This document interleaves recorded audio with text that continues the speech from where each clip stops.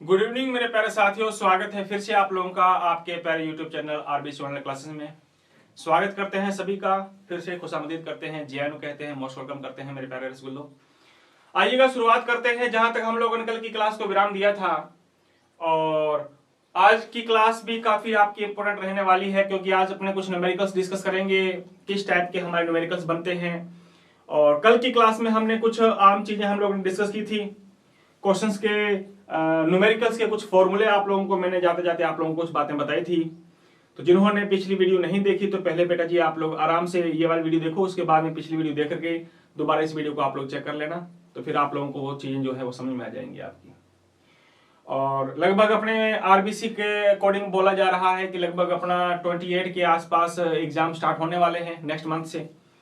तो मान के चलो मेरे प्यारे रसगुल्लो, आपके पास में पूरा एक महीना आपके पास में है और एक महीने के बाद में आपके एग्जाम शुरुआत हो जाएंगे। वैसे आप लोगों को इन्फॉर्मेशन मिल ही गई होगी स्कूल के थ्रू या न्यूज़पेपर के थ्रू। तो अप्रोक्सीमेट 1 मंथ आपके पास में बचा हुआ है। अब इस 1 मंथ में बेटा जी अपने क्या लगभग ये 5-4 दिन का चैप्टर और है हमारा, ये फिनिश हो जाएगा। और इस चैप्टर के फिनिश होने के बाद में आपने अपना क्या बनाना है, प्लान बनाना है, हर चीज को दोबारा वापस रीड करना है, दोबारा वापस जो भी लेक्चर आप लोगों के हुए हैं उन लेक्चर्स को दोबारा वापस आप लोग देख लेते रहना, ठीक है। और हो सकता है कि आपके साथ में कोई डाउट्स वगैरह है तो वो डाउट्स भी आप लोगों को मैं बताता रहूंगा टाइम के साथ में।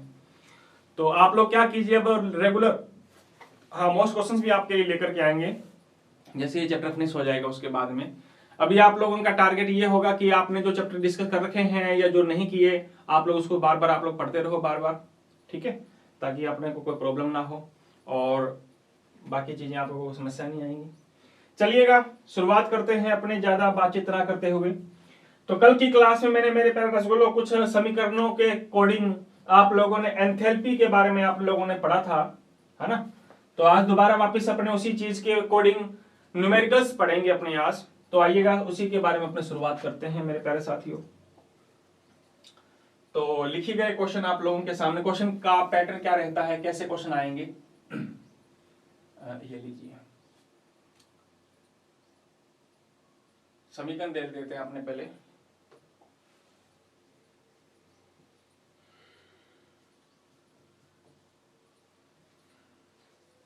ये कोई केमिकल रिएक्शन है हमारी, ठीक है, क्या चीज है, ये कोई केमिकल रिएक्शन है, गैसेस गैसेस गैसेस। क्वेश्चन लिखा हुआ है फॉर दिस रिएक्शन, हम आकर अपने पता कर लेते हैं। For this reaction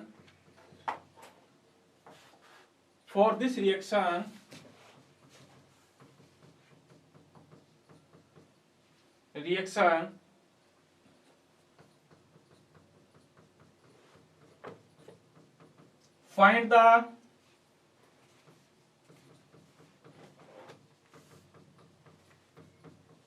enthalpy changing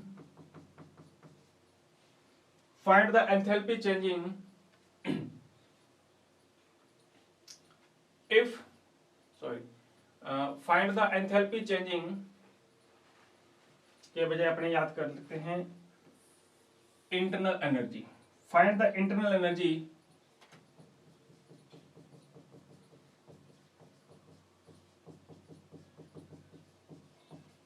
find the internal energy if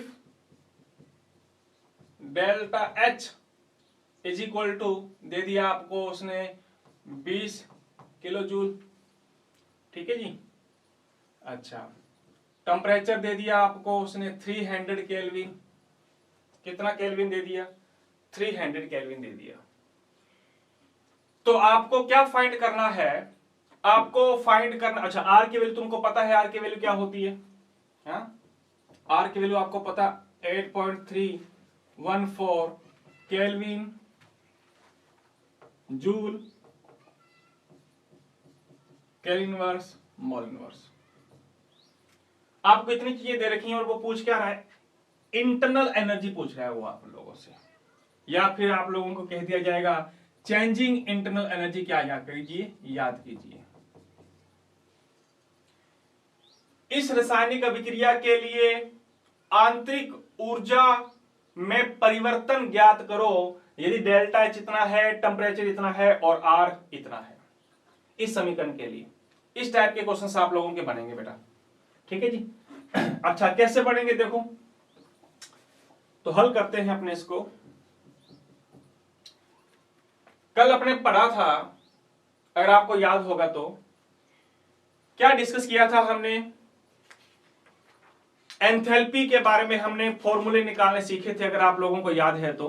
हाँ, जैसे हमने कल आप लोगों के सामने, जैसे इसी फॉर्मूले, इसी समीकरण का हम लोगों ने ये फॉर्मूला निकाला था, delta H equal to delta E minus 2RT। अब ये कैसे आया, किस प्रकार से आया, तो शायद तक आप लोगों ने पिछली क्लास को देखा होगा, नहीं देखा तो देख लेना बेटा जी आप लोग दोबारा वापिस। तो इसी फॉर्मूले को मैं डायरेक्ट उठा के लेके जा रहा हूं बेटा, ठीक है ना, इसी फॉर्मूले को मैं डायरेक्ट उठा के लेके जा रहा हूं। सॉरी, सॉल्यूशन करते हैं। हम जानते हैं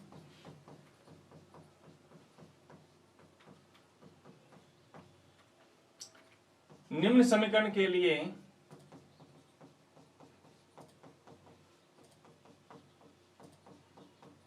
delta H is equal to क्या होता है, delta H is equal to delta E minus 2RT। ये फॉर्मूला निकाला था तुमने कल, क्योंकि यहां पे देखो डेल्टा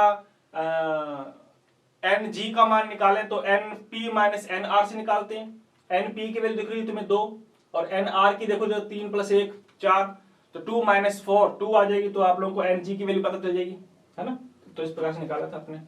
तो ये समीकरण के लिए डेल्टा एच का फॉर्मूला हमारा ये बनता है। याद रखना, ये समीकरण जो है, ये फॉर्मूला ये सभी समीकरणों पर अप्लाई नहीं होगा, बल्कि ये फॉर्मूला केवल इसी समीकरण का निकला हमारा। सभी समीकरणों का फॉर्मूला अलग अलग आएगा। फॉर्मूला अलग अलग आ रहा है तो इसका मतलब उनकी एंथैल्पी को फाइंड करने का तरीका भी अलग अलग होगा। लेकिन अगर तुम लोगों को ये फॉर्मूला निकालना नहीं आता, लिखना नहीं आता, then we can't easily explain about the enthalpy या इंटरनल एनर्जी, अपने आजाद नहीं कर सकते। अच्छा, चलो करते हैं अपने सॉल्व। दिया क्या है बेटा, गिवन अस डेल्टा एच का मान दिया हुआ तुम्हें कितना, 20 किलो जूल, ठीक है। अच्छा, आर का मान तुम्हें पता कितना होता है, 8.314 into sorry joule kelvin inverse mole inverse, ये दिया हुआ। टेम्परेचर कितना दिया हुआ है आपको, टेम्परेचर दे रखा है बेटा जी आप लोगों को 300 केल्विन,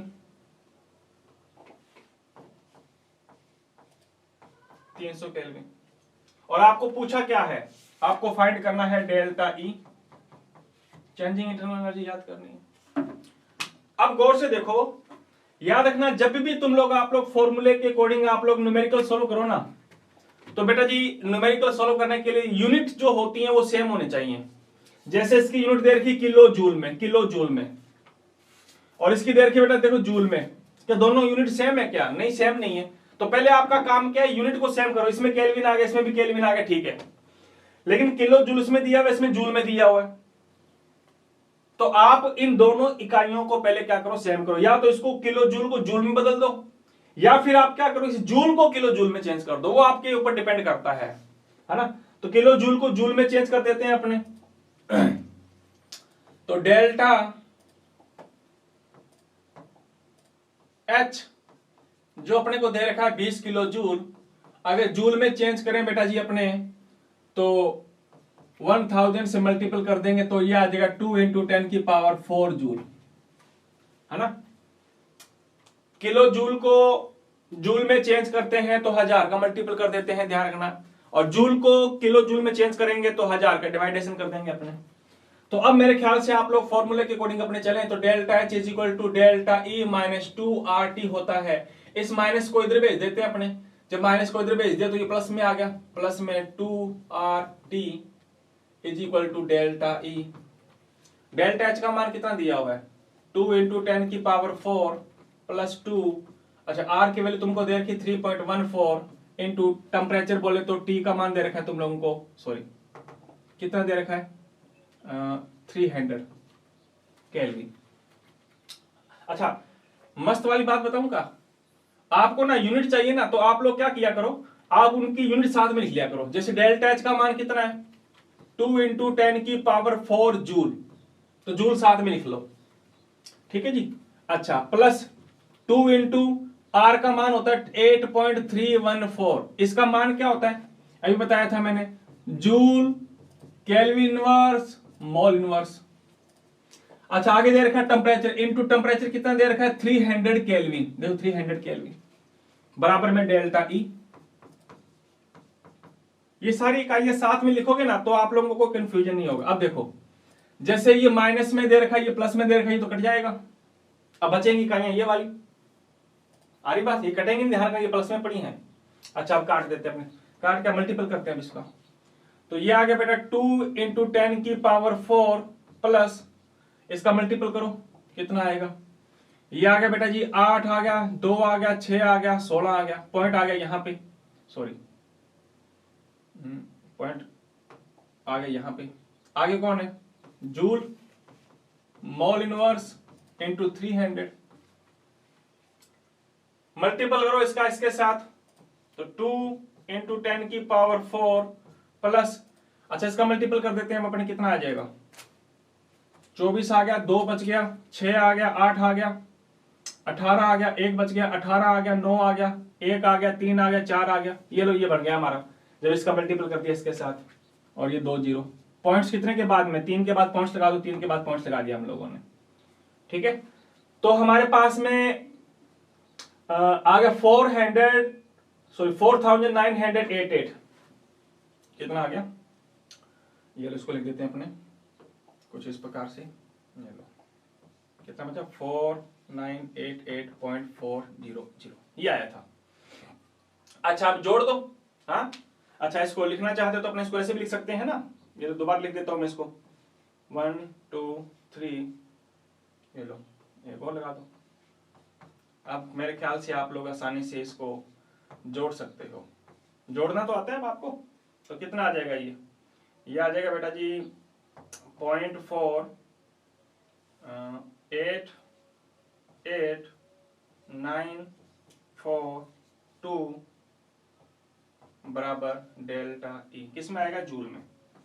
तो ये आ गया बेटा जी अप्रोक्सीमेट लगभग 25,000 के आसपास आ गया बराबर डेल्टा ई। तो मेरे ख्याल से अब आप लोग आसानी से फाइंड कर सकते हो। तो डेल्टा ई का मान कितना आ गया देखो जूल में फाइंड किया हम लोगों ने इतना आ गया। अच्छा या फिर इसको आप ऐसे भी लिख सकते हो ना 24.98 लगभग किलो जूल ये भी लगा सकते हो आप। तो इस प्रकार का क्वेश्चन अगर आप लोगों का बनेगा तो शायद तक आप लोग मेरे कोडिंग सोल्व कर लोगे। अगर नहीं भी कर पाए तो अपने एक और क्वेश्चन लेते हैं। आ जाओ एक क्वेश्चन और ले लेते हैं अपने जैसे ये ले लेते हैं अपने क्वेश्चन। कौन सा क्वेश्चन लोगे आप। अच्छा चलो ये ले लेते हैं अपने 2N2O5 डिस्टॉर्ट होकर के बन रहा है 2NO2 प्लस किसमें चेंज हो रहा है O2 में चेंज हो रहा है। ठीक है ना 4 लगा देते हैं 4 आएगा। ये लो ये आ गया क्वेश्चन आपके सामने। अब ये कहेगा कि फाइंड द चेंजिंग एंथैल्पी। अब इसमें एंथैल्पी पूछ रहा है एंथैल्पी फॉर दिस रिएक्शन इस समीकरण के लिए वो एंथैल्पी पूछ रहा है। If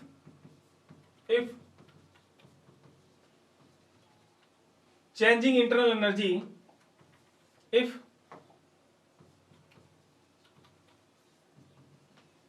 changing internal energy is changing internal energy दे देते हैं मान लीजिए ये लो 20 kilo joule at 200 kelvin temperature. ये लो इस समीकरण के लिए आपको क्या फाइंड करना है एंथैल्पी का मान याद करना है। अगर इंटरनल एनर्जी इतनी दे रखी है और टेम्परेचर इतना दे रखा है तो आइए तो पहले तो अपने को ये पता होना चाहिए कि इसके लिए फॉर्मूला कौन सा अप्लाई होगा। कल आप लोगों ने इसके फॉर्मूले भी बनाए होंगे अगर आपको कुछ याद है तो। बनाए कि नहीं बनाए। हाँ चलो अपने बना के देख लेते हैं इसका फॉर्मूला। तो फॉर्मूले में मैंने आपको बताया था बेटा जी delta H is equal to delta E plus work के बराबर होता है कि नहीं होता, कल की क्लास में पढ़ा था तुमने। अच्छा, वर्क की जगह मैं ये भी लिख सकता हूं delta H is equal to delta E plus PV. अच्छा, पीवी अगर आइडियल गैस इक्वेशन हो तो delta E is equal to plus में यहां लगाते थे अपने NGRT, PV is equal to NRT था कि नहीं था, ये लगा दिया हमने। तो यहां से पहले अपने को एनजी निकालना, एनजी का मान कितना है, तो अपने यहां से पहले एनजी का मान निकालते हैं। अपने एनजी का मान कैसे निकालते हैं, N product minus N reactant. Product कितना दिख रहा है, 4 और 1 5, प्रोडक्ट 5 है। रिएक्टेंट केवल कितना दिख रहा है तुम्हें, रिएक्टेंट के मॉलिक्यूल केवल 2 है, तो मेरे प्यारे रसगुल्लो एनजी का मान कितना आ गया, 3 आ गया। तो अब एनजी का मान रखो यहाँ पे, तो फॉर्मूला हमारा बन जाएगा delta H is equal to delta E plus में 3RT, ये बन गया हमारे पास। तो फॉर्मूला कौन सा अप्लाई होगा, हाँ फॉर्मूला हमारा ये अप्लाई होगा। इस फॉर्मूले के अकॉर्डिंग अपने इसका डेल्टा एच का मान निकाल सकते हैं। अब जिसको ये फॉर्मूला बनाना नहीं आएगा तो उसके लिए डेल्टा एच का मान अपने फाइंड नहीं कर सकते बेटा। हाँ देखो क्या दिया हुआ है, इंटरनल एनर्जी दे रखी है, टेम्परेचर दिया हुआ है और आर तुम्हें पता ही है। आओ फाइंड करते हैं, तो मैं नए पे से लिख देता हूं। तो delta H is equal to क्या आया, डेल्टा ई प्लस 3RT। अच्छा, गिवन क्या दिया हुआ है, गिवन क्या है, डेल्टा ई का मान दिया हुआ है 20 किलो जूल। अच्छा, जूल में चेंज करोगे तो मेरे ख्याल से 10 की पावर 3 जूल ये आ जाएगा। अच्छा, आर का मान तुम्हें पता है कितना होता है, 8.314 joule kelvin, joule kelvin inverse mole inverse. अच्छा, मोल इनवर्स मैंने पीछे लगाया नहीं पिछली इकाई में, तो यहां लगाना जूल पर मोल, जूल पर मोल है ना, 1 किलो जूल पर मोल। चलो ये ध्यान रखना, पर मोल भूल गए थे अपने।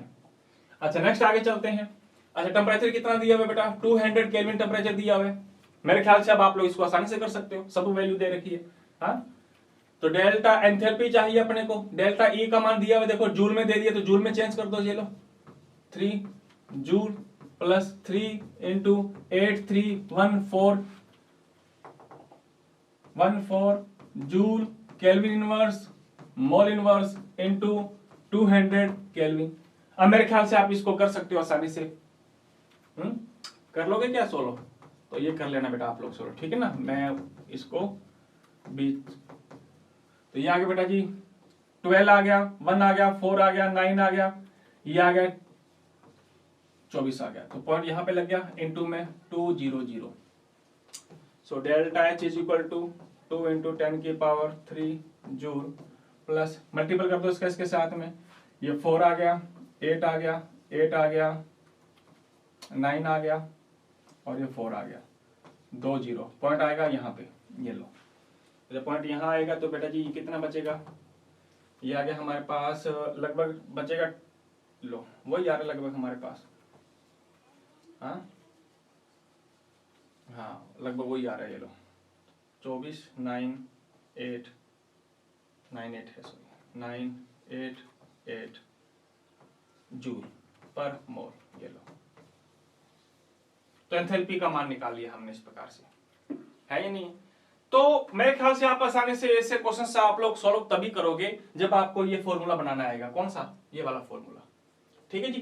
तो मेरे ख्याल से आप लोग ये वाले क्वेश्चन आसानी से कर पाओगे, कोई डाउट नहीं होगा। चलिएगा नेक्स्ट आगे चलते हैं अपने। अब आइएगा, अब कुछ डेफिनेशंस हैं हमारी, उन डेफिनेशंस को अपने सॉल्व करते हैं अपने बेटा जी। तो चलिएगा हेडिंग डालते हैं अपने सम इंपोर्टेंट डेफिनेशन, बेसिक टर्मिनोलॉजी कह सकते हो आप लोग, है ना, कुछ डेफिनेशन है मोस्ट इंपोर्टेंट। तो हेडिंग डाली नेक्स्ट आगे बेटा जी, हीट कैपेसिटी, उष्माधारिता, उष्माधारिता किसे कहते हैं, उष्माधारिता। यह प्रश्न काफी इंपोर्टेंट बनता है, लगा लो स्टार आप लोग, 2022 लिख लो आप, क्वेश्चन आने का चांसेस है, काफी इंपोर्टेंट है ये। तो हीट कैपेसिटी का मतलब क्या होता है, किसे कहते हैं हीट कैपेसिटी, डेफिनेशन पूछी जा सकती है आप लोगों से, और नो डाउट डेफिनेशन के अलावा आप लोगों से पूछा जा सकता है, इसकी यूनिट पूछी जा सकती है ना। तो क्या होती है हीट कैपेसिटी, आ जाओ देखो हीट कैपेसिटी क्या है। मान लो आपके सामने ये कोई पदार्थ है, कोई सब्सटेंस है ये, ठीक है जी, कोई भी पदार्थ है, एक्स वाई जेड, कुछ भी, लिक्विड हो, गैस हो, चाहे वो सॉलिड हो, कोई भी हो। अच्छा, कितने ग्राम है मेरे को नहीं पता, कितने ग्राम है, एक्स ग्राम है, कितनी भी अमाउंट हो सकती है, 10 ग्राम, 20 ग्राम, 40 किलोग्राम, 1 टन, 2 टन, कितना भी हो सकता है, ये 10 ग्राम, 100 ग्राम, कितना भी हो सकता है, मात्रा पे नहीं जाना अपने को, कोई भी पदार्थ है, कितना भी ग्राम ले लो। अच्छा, मान लो इसका टेम्परेचर है अभी बेटा जी 10 डिग्री सेल्सियस टेम्परेचर है, जस्ट इमेज करो, इसका टेम्परेचर कितना है, मान लो 10 डिग्री सेल्सियस टेम्परेचर है। अब मेरे को क्या करना है, इसको मैंने दे दिया ताप, क्या दे दिया, ताप, बोलो तो उसको दे दी मैंने उष्मा, इसको दे दी मैंने हीट, इसको दिया मैंने टेम्परेचर। कितना टेम्परेचर दिया है, उतना टेम्परेचर दिया जिससे कि इसका टेम्परेचर 10 डिग्री सेल्सियस से बढ़ के कितना हो जाए, 11 डिग्री सेल्सियस हो जाए। मतलब कितना डिग्री सेल्सियस टेम्परेचर बढ़ाया है मैंने, 1 डिग्री सेल्सियस टेम्परेचर बढ़ाया है। तो किसी भी सब्सटेंस का 1 डिग्री सेल्सियस टेम्परेचर बढ़ाने के लिए जिस उष्मा की या ताप की आवश्यकता पड़ती है उसी को हम क्या कहते हैं, उष्माधारिता। For increase the 1 degree Celsius temperature of any types of the substance which heat or temperature is required, that's known as heat capacity।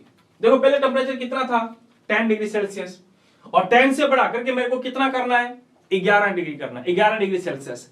तो 1 डिग्री सेल्सियस टेम्परेचर बढ़ाना है, 2 नहीं बढ़ाना, 1 डिग्री सेल्सियस टेम्परेचर बढ़ाने के लिए जिस टेम्परेचर की रिक्वायरमेंट पड़ती है उसको तुम क्या कहोगे, हीट कैपेसिटी कहोगे। मेरे ख्याल से आपको पता चल गया होगा। तो इसकी अगर अपने डेफिनेशन लिखना चाहें तो कैसे लिखेंगे अपने इसकी डेफिनेशन, किसी पदार्थ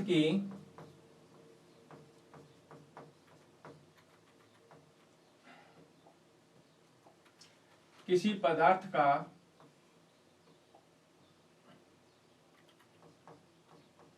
एक डिग्री सेल्सियस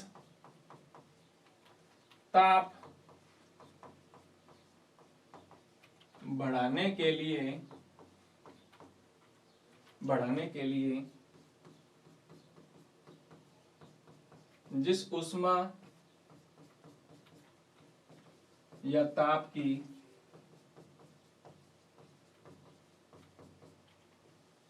आवश्यकता होती है उसे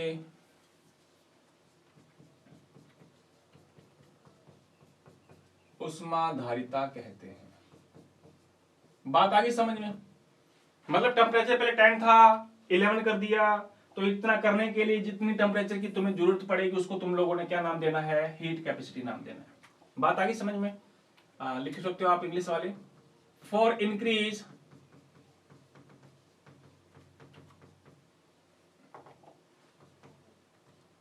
one degree Celsius temperature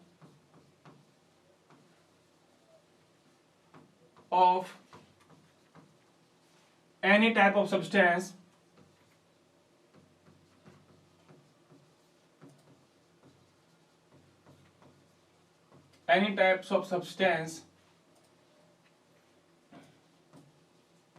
which heat or temperature is required, that is heat capacity।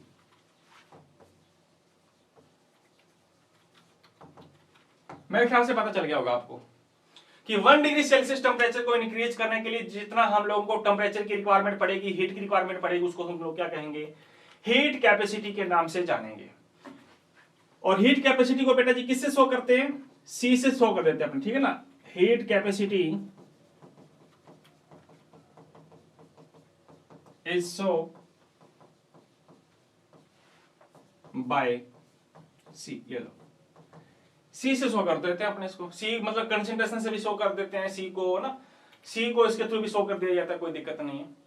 तो मेरे ख्याल से आप लोगों को डेफिनेशन पता चल गई होगी कि 1 डिग्री सेल्सियस टेम्परेचर बढ़ाना है तो जितना टेम्परेचर चाहिए उसी को तुम लोग क्या कहोगे, हीट कैपेसिटी। यानी कि अपने कह सकते हैं, क्या कह सकते हैं, हीट कैपेसिटी बराबर में क्या होती है, आपने हीट को क्या करना है, बढ़ाना है।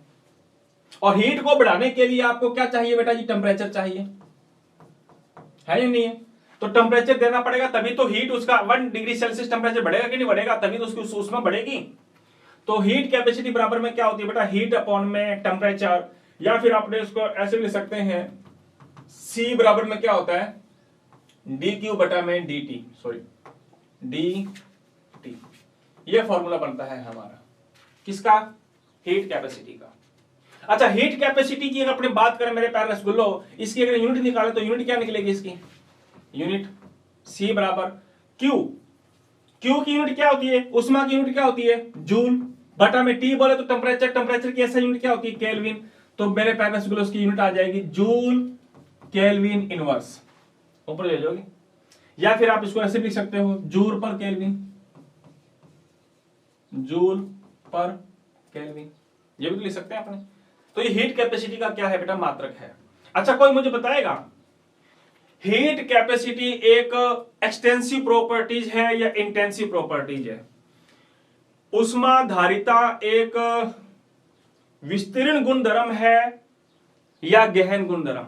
जल्दी से कमेंट बॉक्स में मुझे बताओ। उष्मा धारिता जो तुम लोगों ने पढ़ी थी, मैंने कई सारे एग्जांपल बताए थे एक्सटेंसिव प्रॉपर्टी और इंटेंसिव प्रॉपर्टीज के, तो फटाक से मुझे बताओ बेटा जी, हीट कैपेसिटी कौन सी टाइप की प्रॉपर्टीज है, विस्तीर्ण गुणधर्म है या फिर ये गहन गुणधर्म है? फटाक से बताओ, मैं नोट डाल के यहाँ पे उत्तर में लिख रहा हूं, आपके कमेंट का मैं इंतजार कर रहा हूं, जल्दी से बताओ। अब कईयों को पता नहीं होगा, हाँ, अब कॉपी के पीछे देख रहे होंगे अगर लिखा होगा तो, heat capacity is dash dash dash property, ये लो बताओ कौन सी प्रॉपर्टी है, बीच में खाली जगह छोड़ी मैंने आप लोगों के लिए। हाँ, गहन गुणधर्म है या विस्तीर्ण गुणधर्म है, क्या बात? तो बेटा ये एक्सटेंसिव प्रॉपर्टी है, ध्यान रखना, ठीक है ना। बोले तो विस्तीर्ण गुणधर्म है, और विस्तीर्ण गुणधर्म कौन से होते हैं, जो अमाउंट पे डिपेंड करते हैं, है या नहीं? तो पदार्थ की मात्रा पे डिपेंड करते हैं, उसको बोलते हैं अपने एक्सटेंसिव प्रॉपर्टी, और जो पदार्थ के अमाउंट पे डिपेंड नहीं करते उनको बोलते हैं अपने इंटेंसिव प्रॉपर्टीज। तो हीट कैपेसिटी एक प्रकार की कौन सी प्रॉपर्टी है बेटा, एक्सटेंसिव प्रॉपर्टी, ये ध्यान रखना, ये पहले भी बता रखा है मैंने। तो क्वेश्चन अगर यहां से आएगा तो आपसे ये पूछ लिया जाएगा 3 टाइप के क्वेश्चन कि हीट कैपेसिटी का मतलब क्या होता है। दूसरा क्वेश्चन आपसे पूछ लिया जाएगा कि हीट कैपेसिटी का यूनिट बताओ, मात्रक बताओ, and third question is that heat capacity is extensive property और इंटेंसिव प्रॉपर्टीज। बताओ हीट कैपेसिटी एक एक्सटेंसिव प्रॉपर्टी है या इंटेंसिव? मेरे ख्याल से आप लोगों को समझ में आ गया होगा। अच्छा, एक दूसरी लिखो बेटा जी, हीट कैपेसिटी के बाद में लिख देते हैं अपने special heat capacity, heat capacity. अब ये क्या चीज आ गई, स्पेशल हीट कैपेसिटी कौन सी होती है? विशिष्ट उष्मा धारिता किसे कहते हैं? विशिष्ट उष्मा धारिता, इसका मतलब क्या होता है बेटा? हाँ, अच्छा, इसको लिख देते हैं अपने CS से, CS, S का मतलब होता है स्पेशल, C का मतलब है heat capacity, special capacity, heat capacity, you know. अच्छा, मैंने अभी तुमको बताया था, अब मैंने क्या कर लिया, पदार्थ लिया, ये सब्सटेंस लिया तुमने, ये कोई पदार्थ लिया है, और कितने ग्राम लिया है? 1 ग्राम लिया, 1 ग्राम। क्या मैंने इसके पीछे वाली में कभी मैंने आप लोगों को बताया कितने ग्राम लेना? नहीं बताया, लेकिन नाउ हमने मात्रा कितनी कर दी, फिक्स कर दी, 1 ग्राम। इस 1 ग्राम पदार्थ का मान लो टेम्परेचर था बेटा जी कितना डिग्री, 10 डिग्री सेल्सियस मान लो, और इसका टेम्परेचर तुम लोगों ने बढ़ा करके कितना करना है, 11 डिग्री सेल्सियस टेम्परेचर करना है। तो 1 ग्राम पदार्थ का, पहले वाले में मैंने कोई ग्राम की मात्रा नहीं की बेटा जी, बात नहीं की हम लोगों ने, वहां पे कोई भी कितनी भी मात्रा हो सकती है। So when 1 degree Celsius temperature increase of 1 gram any types of the substance, किसी भी 1 ग्राम पदार्थ का ताप 1 डिग्री सेल्सियस टेम्परेचर बढ़ाने के लिए जिस कैपेसिटी की आवश्यकता पड़ती है या जिस उष्मा की आवश्यकता पड़ती है उसको हम लोग क्या बोलेंगे, स्पेशल हीट कैपेसिटी। डेफिनेशन बराबर है, अरे सेम ही डेफिनेशन, वहां पे तुमने लिखा था किसी पदार्थ का 1 डिग्री सेल्सियस टेम्परेचर बढ़ाने के लिए, यहां पे अपन लिखेंगे उस पदार्थ की मात्रा कितनी लेनी है तुम्हें, 1 ग्राम। 1 ग्राम पदार्थ का 1 डिग्री सेल्सियस टेम्परेचर बढ़ाना है, तो जिस उष्मा की आवश्यकता पड़ेगी मेरे प्यारे रसगुल्लो, उसी को अपने क्या कहेंगे, ये कहेंगे। तो डेफिनेशन अगर लिखनी है तो लिखना बेटा जी, किसी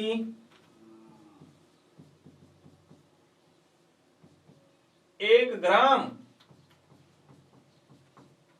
पदार्थ का 1 डिग्री सेल्सियस ताप क्या करना है, बढ़ाना है। बढ़ाने के लिए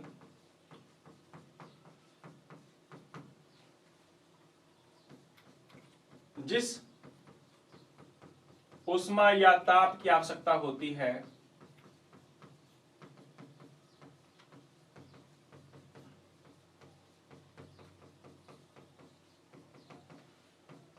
उसे क्या कहते हैं,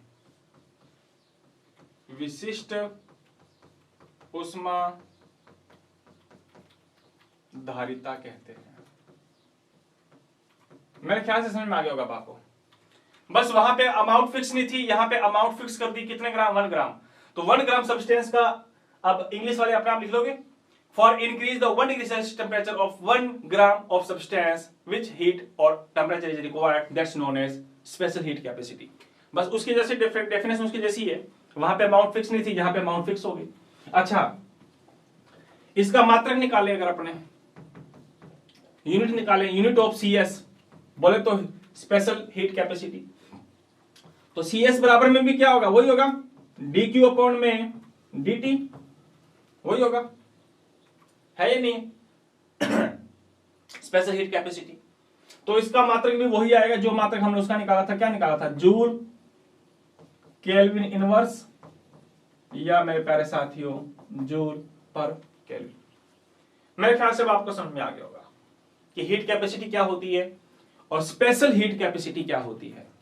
कोई दिक्कत यहां तक, कोई कंफ्यूजन? कोई कंफ्यूजन नहीं होना चाहिए। अच्छा, एक डेफिनेशन है, एक कई बार पूछ तो नहीं लेगा लेकिन फिर भी अपने को पता होनी चाहिए। एक आप लोगों से मैं पूछूं बेटा जी, मोलर हीट कैपेसिटी का मतलब क्या होता है?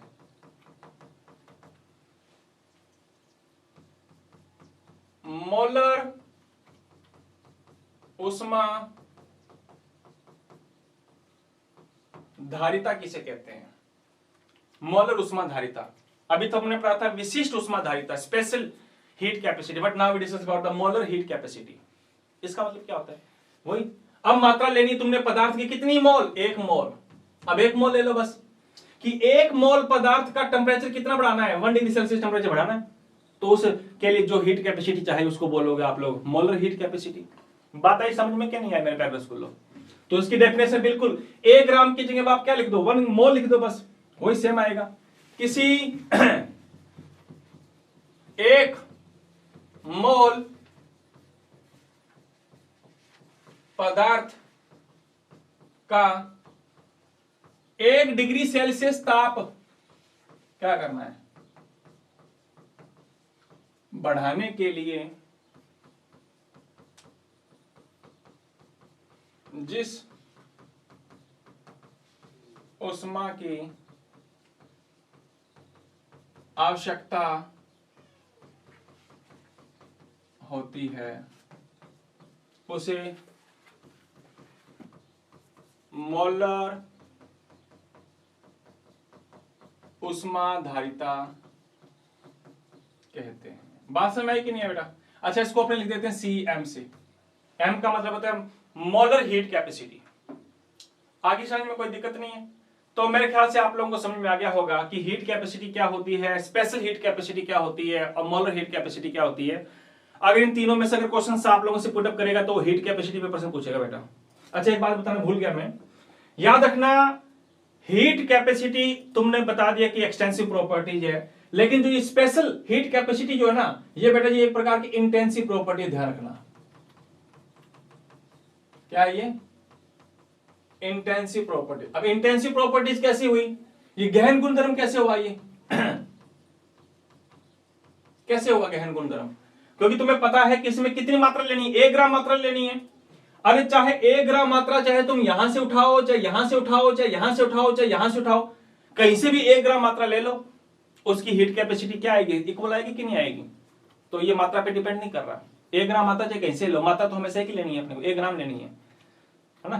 तो इसलिए एक्सटेंसिव प्रॉपर्टी ना हो, इंटेंसिव प्रॉपर्टी है। अच्छा, इसमें भी 1 मोल लेना चाहिए, मोल यहां से उठाओ चाहिए, यहां से कहीं से, तो ये भी एक प्रकार की क्या है, यहां लिख देता हूं मैं नोट डाल के, molar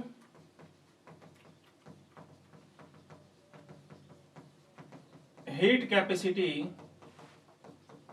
is a intensive property. मेरे ख्याल से समझ में आ गया होगा आपको, है नहीं? तो आज की क्लास में हमने क्या डिस्कस किया है, एक तो न्यूमेरिकल डिस्कस किया आपने, न्यूमेरिकल किस टाइप के आएंगे, और न्यूमेरिकल के साथ में हम लोगों ने ये कुछ डेफिनेशंस थी, वो डेफिनेशन हम लोगों ने डिस्कस की हैं। अगली वीडियो के अंतर्गत हम लोग और भी कई सारे डेफिनेशंस पढ़ेंगे मेरे प्यारे साथियों, जो आएगी हमारे चेंजिंग के अकॉर्डिंग, कि हीट फ्यूजन एंथैल्पी क्या होती है, हीट सब्लिमेशन एनर्जी या एंथैल्पी क्या होती है, हीट वेपोराइजेशन एंथैल्पी क्या होती है, बॉन्ड एंथैल्पी क्या होती है। ये तमाम चीजें अपने अगली क्लास में पढ़ेंगे, और अगली क्लास में आने वाले जो टॉपिक हैं वो काफी आप लोगों के लिए इंपॉर्टेंट रहेंगे बेटा, ठीक है ना? तो अगली क्लास में आप लोगों को आना जरूरी है, क्योंकि अगली क्लास में भी अपने इस चैप्टर में कई डेफिनेशंस हैं, वो डेफिनेशंस भी अपने डिस्कस करेंगे, ठीक है? तो लेते हैं आप लोगों से अलविदा अभी आज के लिए मिलते हैं अपने कल की क्लास में, और कल की क्लास में आना मत भूलना आप लोग बेटा जी, है ना? और ये जो क्वेश्चंस वगैरह हैं उनको आप लोग एक बार ट्राई करके देखना, सोल्व करके देखना, आपसे सोल्व हो जाएंगे, ठीक है बेटा? तो मिलते हैं अपने कल की क्लास में। तो आज की क्लास को यहीं तक विराम देते हैं। जय हिंद, जय भारत।